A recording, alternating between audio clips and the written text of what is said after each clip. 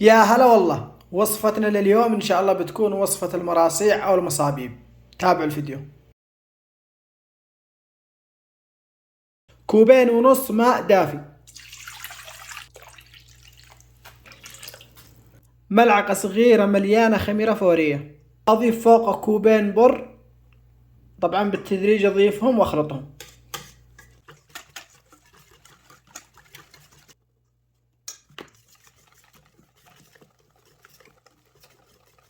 وهذا هو قوام العجينة المطلوب. طبعا إذا شفناها قاسية شوي نزيدها قليل ما فقط.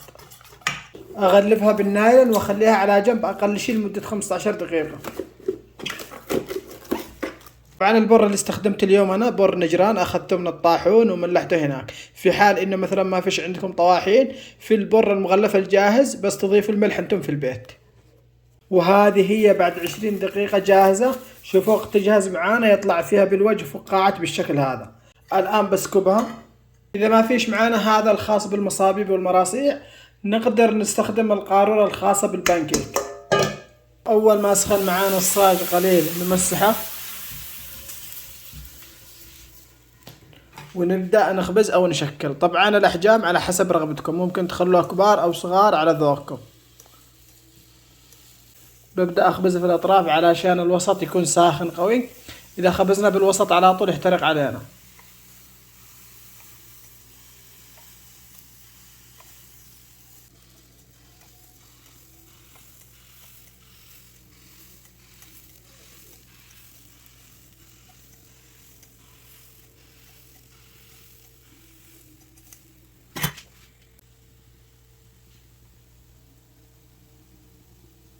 أول ما يبدأ الوجه ينشف معانا قليل ويطلع فقاعات أو فتحات بالشكل هذا، اعتبر الوجه الأول جاهز. نقلبه على الجهة الثانية ونبدأ من حيث ما بدأنا أول مرة شكلنا أو خبزنا.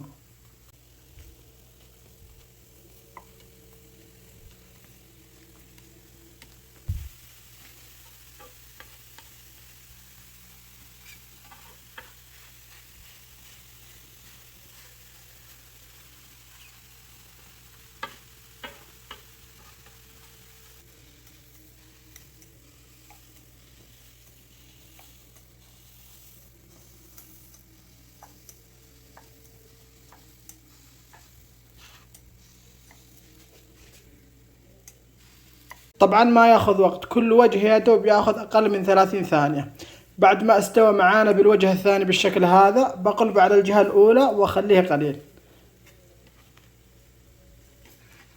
شوفوا ما شاء الله تبارك الله، وهذا هو المطلوب. وهذا هو جاهز في حافظة او صحن التقديم. ممكن نضيف عليها العسل وزيت الزيتون، بس الافضل انكم تقدموه مع العسل فقط.